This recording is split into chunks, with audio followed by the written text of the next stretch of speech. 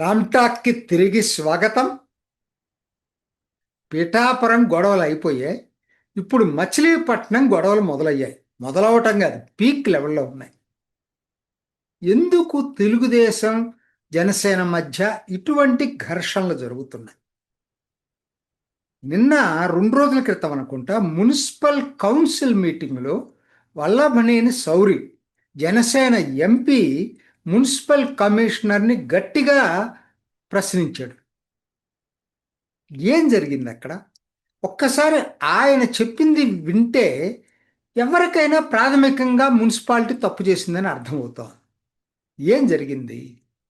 అసలు ఒక కొబ్బరి తోట, ఆ స్థలం ఎవరిదనే దాని మీద డిస్ప్యూట్ వచ్చింది. ఆ డిస్ప్యూటు మున్సిపాలిటీకి సంబంధం లేదు. అది ఎవరు సాల్వ్ చేయాలా? సివిల్ డిస్ప్యూటు కోర్టులు సాల్వ్ చేయాలా. అదేమి ప్రభుత్వ ఆస్తి కాదు. ప్రభుత్వ ఆస్తిలో వీళ్ళెవరో ఇది చేసుకుంటుంది కాదు. ప్రైవేట్ ఆస్తి ఇద్దరు వ్యక్తుల మధ్య తగాదా. వల్లభనేని సౌరి చెప్పిన దాన్ని బట్టి, బాలశౌరి చెప్పిన దాన్ని బట్టి ఇద్దరు వ్యక్తుల మధ్య తగాదా. మున్సిపాలిటీ ఎందుకు జోక్యం చేసుకుంది? ఓకే, జోక్యం చేసుకుందనుకో, ఈ ఒక్క వ్యక్తి విషయంలోనే మొత్తం ఎందుకు కూల్చేసింది? అక్కడ వివాద స్థలంలో దాదాపు 7 కట్టడాలు ఉన్నాయి. మిగతా వాళ్ళ జోలికి వెళ్ళలేదు. మిగతా వాళ్ళకి కావలసిన అన్ని ఫార్మాలిటీస్ కంప్లీట్ చేశారు. వాటర్ దగ్గర నుంచి అన్నీ కూడా ఇవ్వటమే కాకుండా వాళ్ళ దగ్గర నుంచి పన్నులు కూడా వసూలు చేస్తున్నారు. కానీ ఈ ఒక్క కట్టడం దగ్గర మాత్రం మున్సిపాలిటీ వేరుగా ప్రవర్తించింది. ఇది వల్లభనేని సౌరి చెప్పింది. ఆయన అడిగింది మున్సిపల్ కమిషనర్ని, మీరు ఒక ప్రైవేట్ డిస్ప్యూట్లో మున్సిపాలిటీ ఎందుకు ఇన్వాల్వ్ అయింది? ఎందుకు కూలగొట్టారు? ప్రైవేట్ ప్రాపర్టీని మున్సిపల్ కార్పొరేషన్ కూలగొట్టడం మొదలుపెట్టేటట్టయితే అసలు పౌరుడికి రక్షణ ఎక్కడుంది? అందరూ గుర్తుంటుందో లేదో, జగన్మోహన్ రెడ్డి టైటిల్స్ మీద, రైతు పాస్ పుస్తకాల మీద ఆయన ఫోటో వేసుకున్నాడు. ఆయన ఓడిపోవటానికి అది కూడా ఒక ప్రధాన కారణం. అట్లానే, ఎందుకంటే ఆస్తి అనేది ప్రతి ఒక్కరికి చాలా సెన్సిటివ్గా ఉంటారు. ప్రాథమిక హక్కు అండి. నువ్వు ఆ సెన్సిటివిటీ నుంచి బయటపడాలి.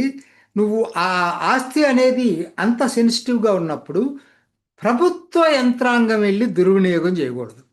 దానికి కోర్టులు ఉన్నాయి దాన్ని సాల్వ్ చేయడానికి. ఎవరిది ఒప్పు ఎవరి తప్పు అనేది, ఎవరిది ఆస్తి అనేది మనం ఇప్పుడు తేల్చాల్సిన పని లేదు. కానీ మున్సిపాలిటీ వెళ్ళి అలా చేయటం అనేది ప్రతి ఒక్కరిని కూడా కలిచివేసింది. దానికన్నా ఇవాళ పరిస్థితి ఏంటంటే, రాజకీయంగా అది మచిలీపట్నంలో తెలుగుదేశం జనసేన కార్యకర్తల మధ్య విఘాతం సృష్టించింది. అలా చెప్పేదానికన్నా కూడా జనసేన కార్యకర్తల్లో విపరీతమైన ఉద్విగ్న భరిత వాతావరణాన్ని తీసుకొచ్చింది. అయితే అది ఎంపీ దాకా వెళ్ళి ఎంపీ మున్సిపల్ కౌన్సిల్లో మాట్లాడాల్సినటువంటి అవసరం లేదు.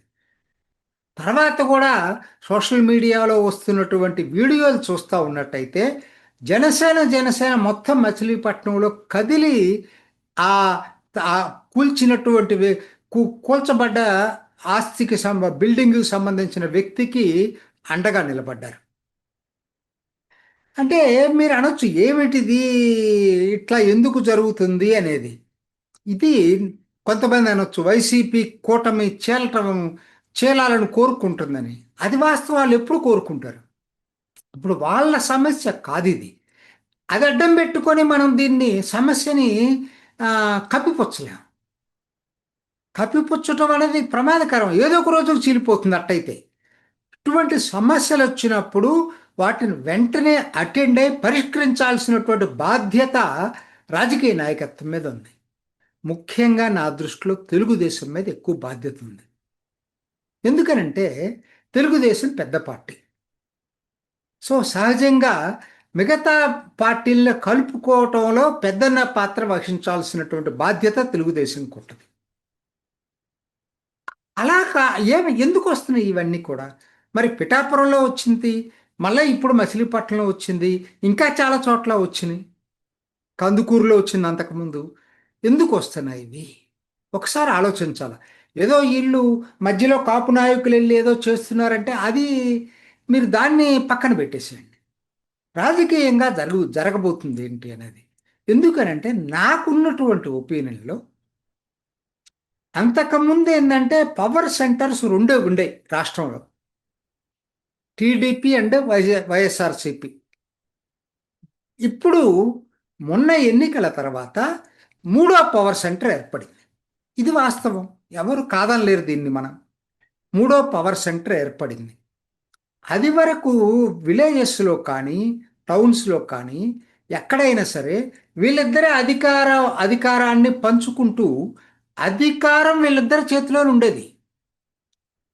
మ్యాక్రో లెవెల్ పక్కన పెట్టండి, మైక్రో లెవెల్ సంగతి చెప్తున్నా. ఏ మున్సిపాలిటీకి వెళ్ళాలన్నా ఇంకో దానికి వెళ్ళాలన్నా పని జరగాలంటే అటు టీడీపీనో వైఎస్ఆర్సీపీకో వెళ్ళాల్సిన పరిస్థితి వచ్చేది.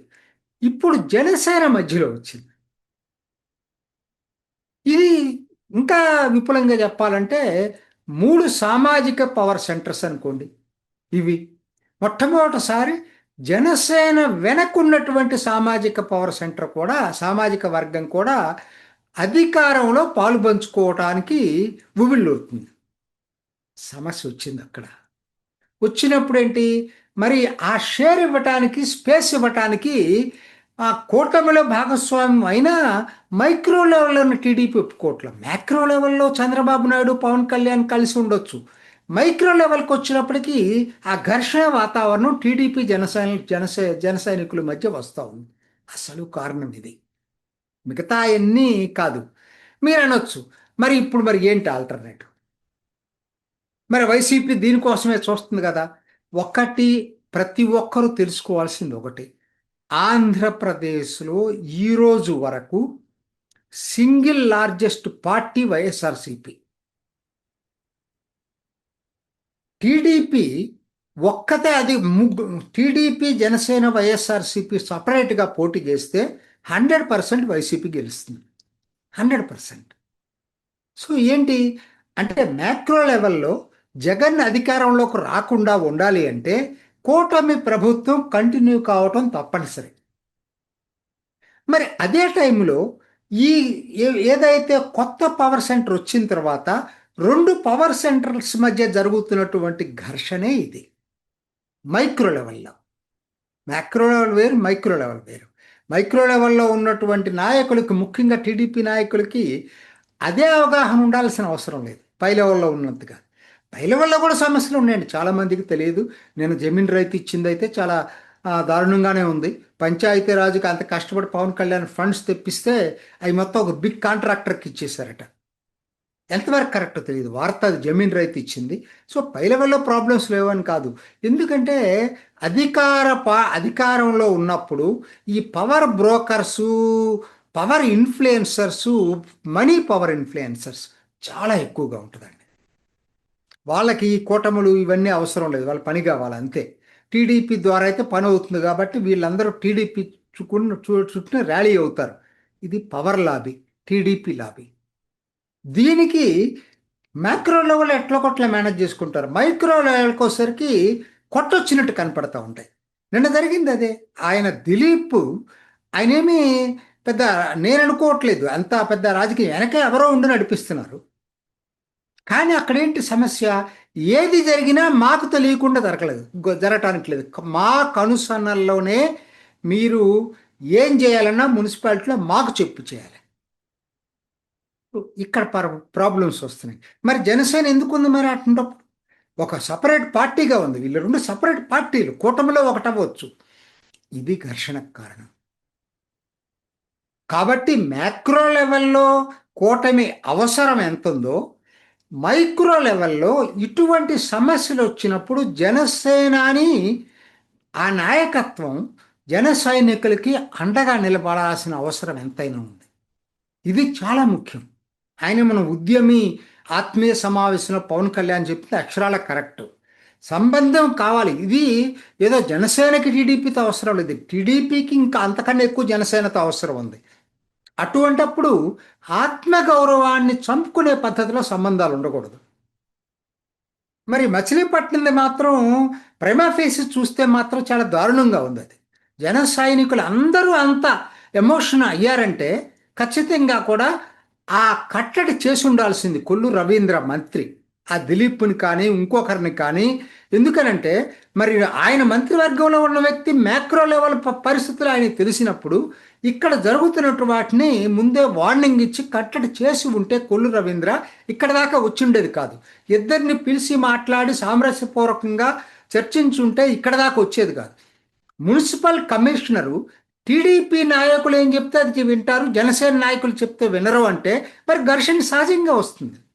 అంటే జనసేన నాయకులు కూడా టీడీపీ నాయకుల దగ్గరికి వెళ్తేనే పనులు అవుతాయంటే అది అది హర్షించదగిన పరిణామం కాదు.